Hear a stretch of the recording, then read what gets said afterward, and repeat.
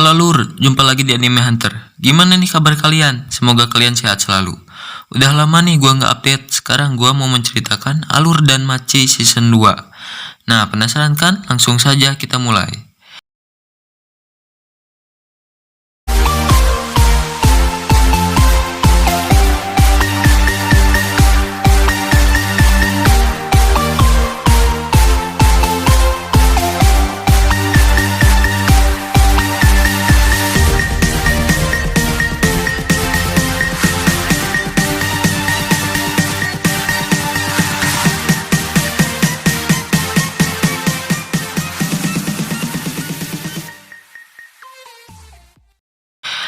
Scene awal diperlihatkan grup Bell Cranel sudah mencapai level Dungeon yang lebih tinggi. Sepulang dari Dungeon, mereka mampir ke sebuah warung makan. Di sana Welt memberitahu Bell bahwa ia sudah menjadi penempa pedang elit Familia Hephaestus. Di tengah perbincangan mereka, muncullah bocah cebol yang membuat keributan. Ia menyinggung soal cepatnya peringkat Bell naik, dan juga mengejek grup Bell yang anggotanya dari familia berbeda-beda.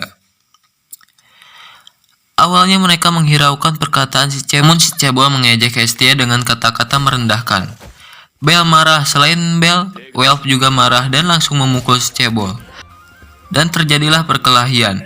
Awalnya grup Bell unggul, namun saat salah satu anggota lawan yang bernama Hyakintos maju, ia sangat hebat dan membantai grup Bell hingga membuat Bell hampir mati. Namun untungnya ada Beth yang menolong. Ternyata mereka dari Familia Apollo.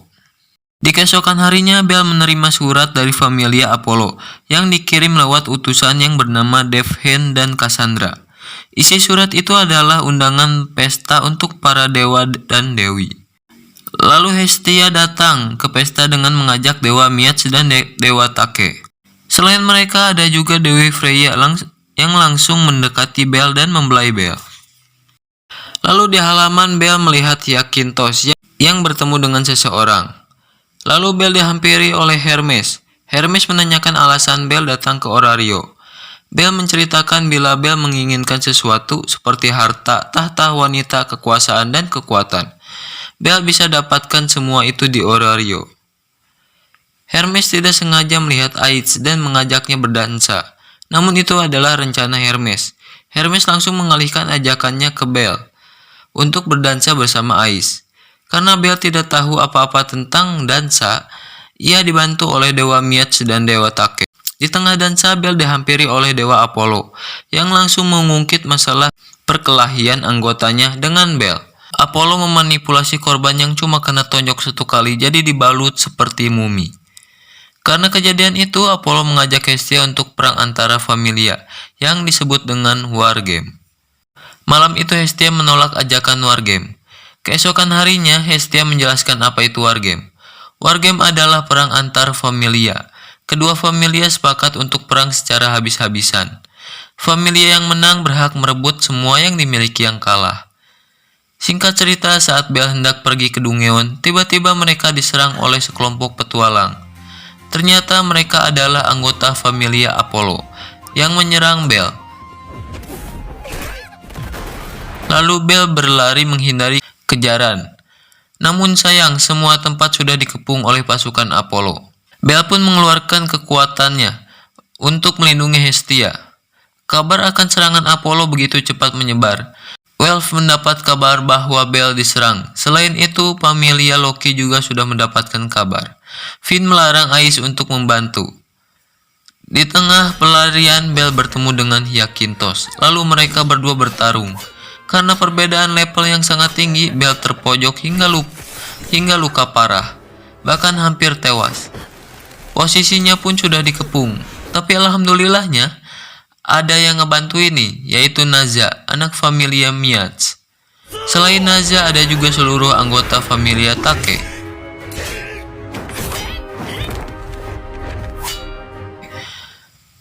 Lalu ada juga Welf dan Dewa Miats datang untuk memberikan obat penyembuh.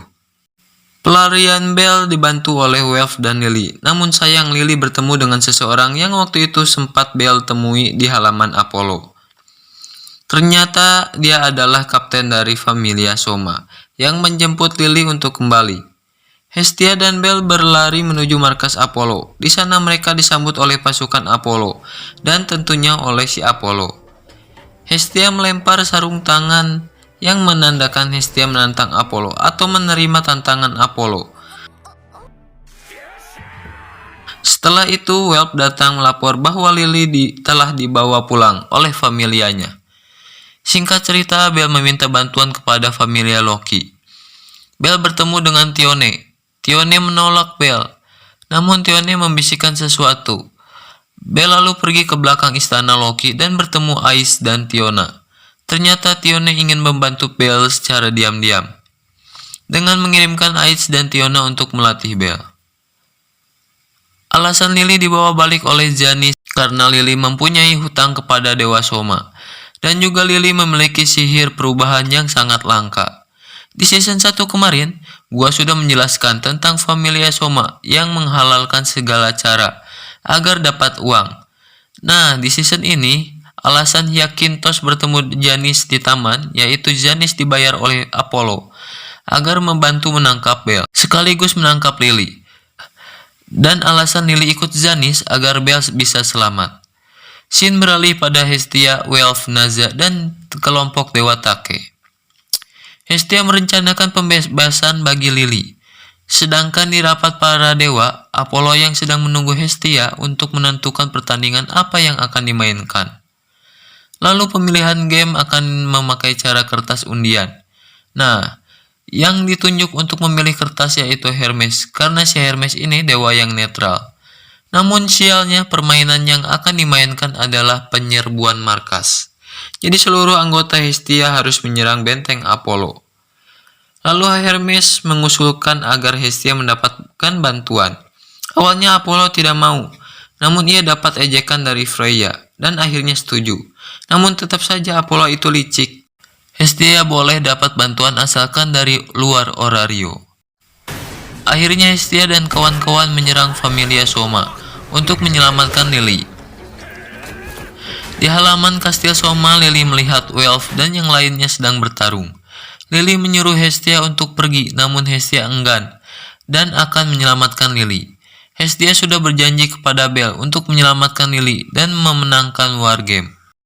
Lily berusaha berbicara kepada Dewa Soma untuk menghentikan pertarungan. Singkat cerita, Soma memberikan sake dewanya untuk diminum oleh Lily. Jika Lily masih dapat berbicara setelah meminum sake, Soma akan menghentikan pertarungan. Setelah meminum, Lily terbawa arus alam bawah sadar.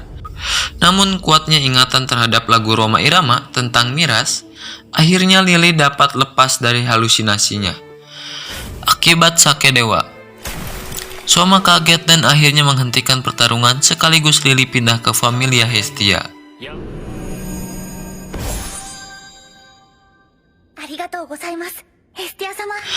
Di tempat lain, Belle berusaha untuk menjadi kuat dengan dilatih oleh Tiona dan Aids. Di keesokan harinya, semua anggota Hestia sudah siap. Begitu juga di benteng Hyakintos. Mereka mempersiapkan 100 pasukan tempurnya. Lalu di stadion khusus para dewa, Hermes memulai acara dengan menggunakan siaran langsung. Layar disebarkan ke seluruh Orario, dari warung makan, pusat kota, sampai ke setiap familia. Lalu pertandingan pun dimulai. Ryu menyerang lebih awal dengan pedang sihir. Salah satu pasukan Hyakintos, si bocil, mengirimkan kabar agar pasukan Hyakintos untuk menyerang. Setengah pasukan pun menghadapi Ryu.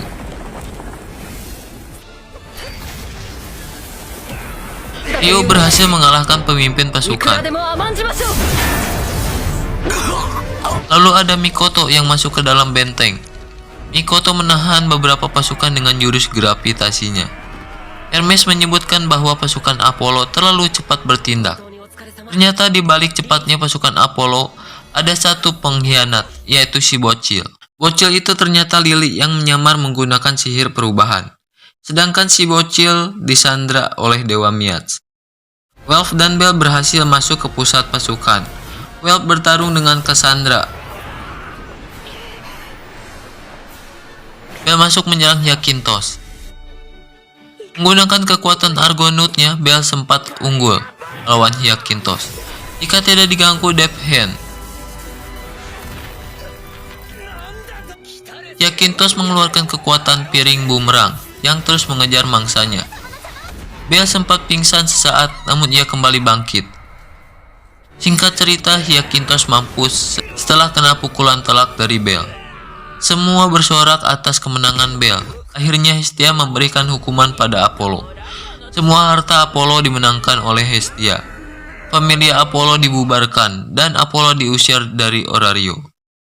Istana Apollo menjadi milik Hestia. Sesudah Wargame, Hestia mengadakan pesta kecil-kecilan untuk merayakan kemenangan dan kenaikan level Bel menjadi level 3. Selain itu, Hestia juga menyebarkan selembaran kertas yang berisi pencarian anggota baru untuk familianya. Keesokan harinya banyak sekali para petualang dari luar Orario datang untuk mendaftar menjadi anggota familia Hestia. Hampir semua cewek ditolak oleh Lily karena takut Bel direbut.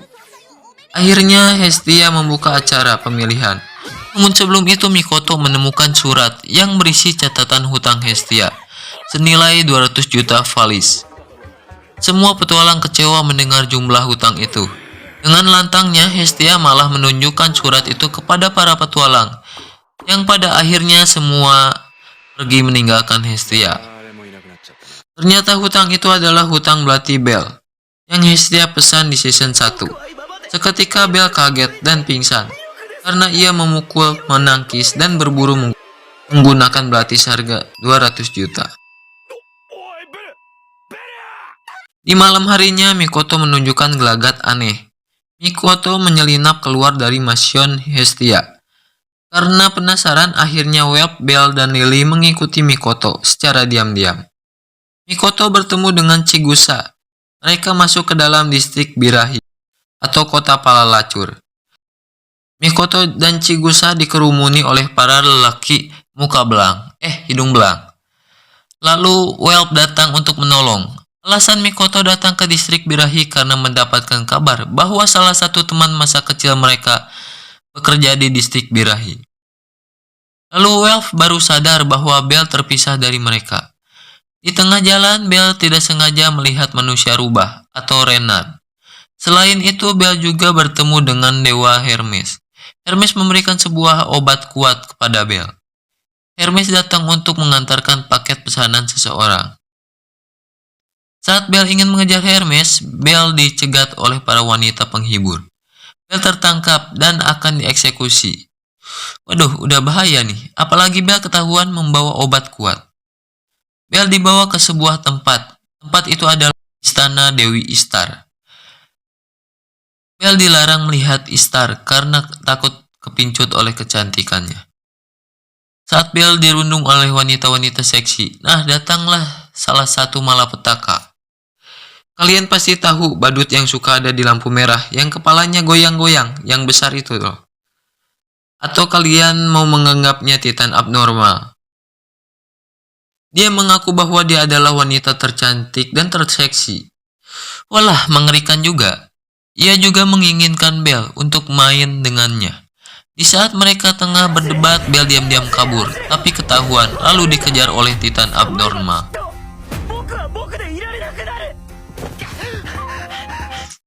Bel bersembunyi di sebuah rumah. Ternyata rumah itu adalah tempat Renard yang tadi. Dalam seketika, Bel akan dieksekusi oleh Renard itu. Namun si Renard malah pingsan karena melihat leher Bel yang mulus. Lalu si rubah meminta maaf karena ia kira Bel adalah pelanggan. Mereka berkenalan. Nama Renard itu adalah Haruhime. Haruhime bercerita ia ingin sekali datang ke Orario. Namun ia malah ditipu dan dijual ke distrik Birahi.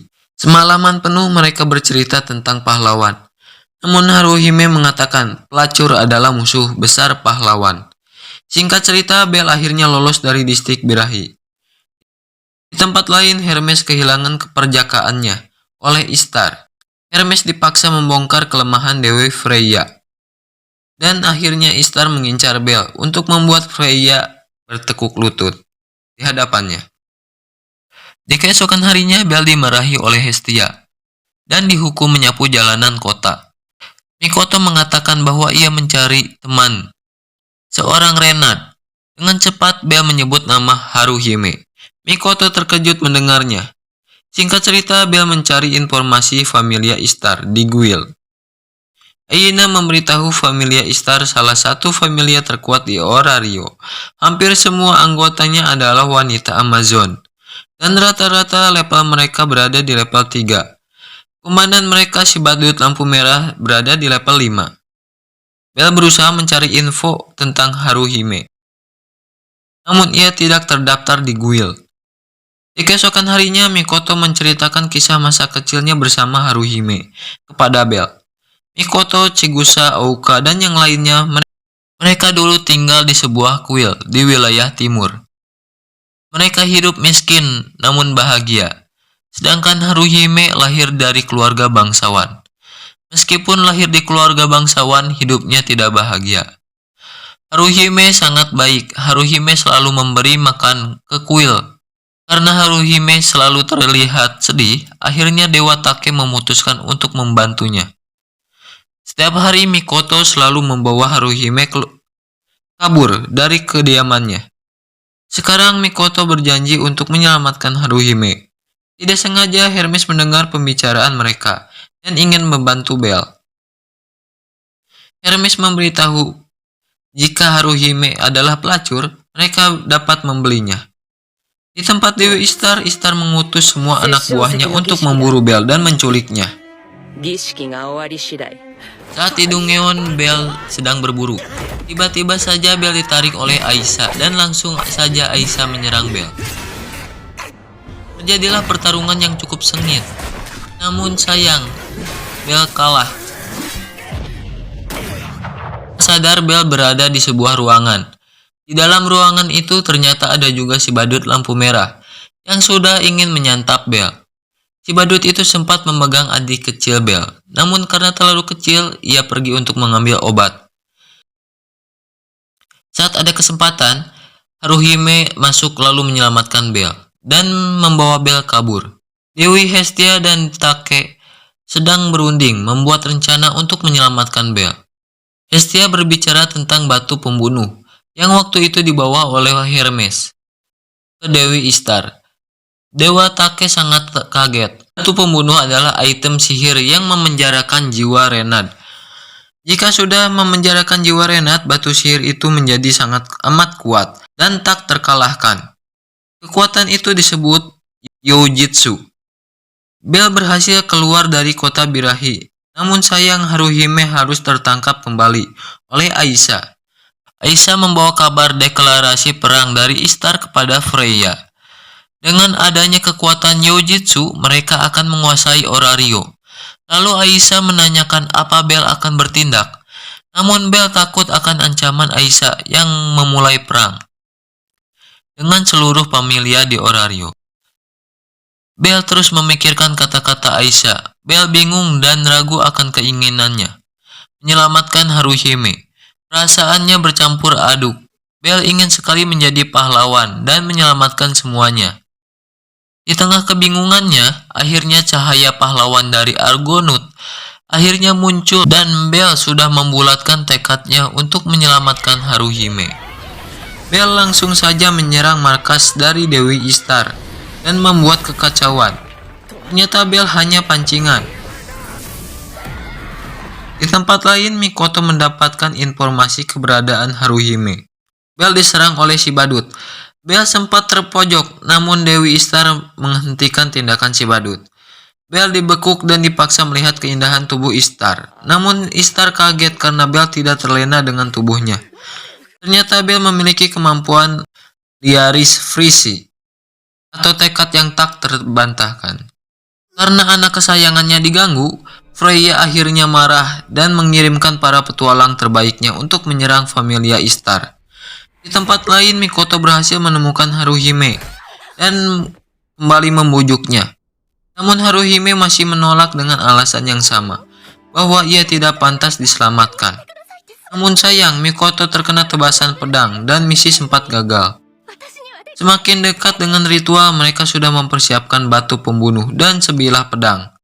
Pada saat ritual akan dimulai, Mikoto kembali lagi dan menjadikan dirinya sebagai bom bunuh diri. Walau tidak mati sih. Setelah itu dengan cepat Bell berlari dan menggagalkan ritualnya sekaligus menghancurkan batu pembunuh.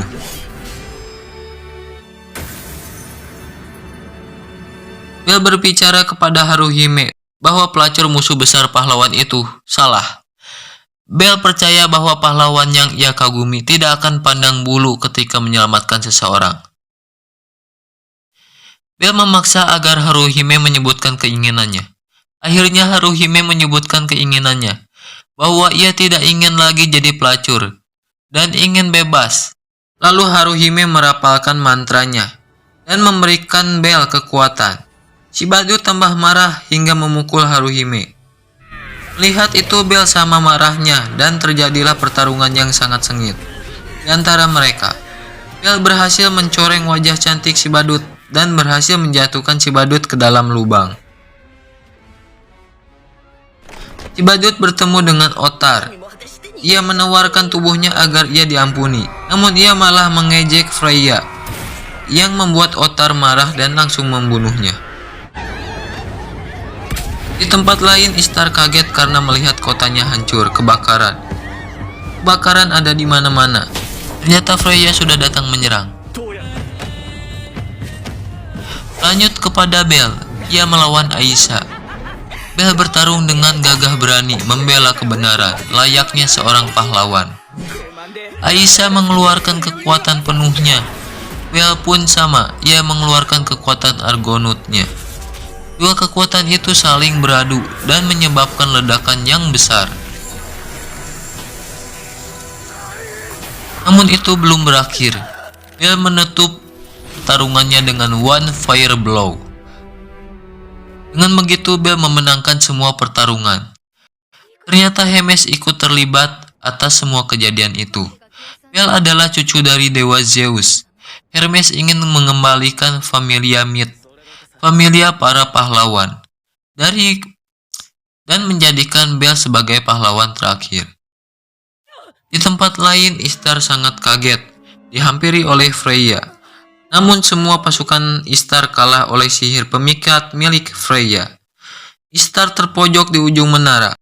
Ishtar berusaha menyerang Freya, namun gagal. Dan Freya cukup menampolnya sekali. Ishtar ia langsung tewas dan kembali ke kayangan. Dan tidak akan kembali ke dunia lagi untuk selama-lamanya. Akhirnya Bell berhasil menjadi pahlawan bagi Haruhime. Dan Haruhime bergabung dengan familia Hestia.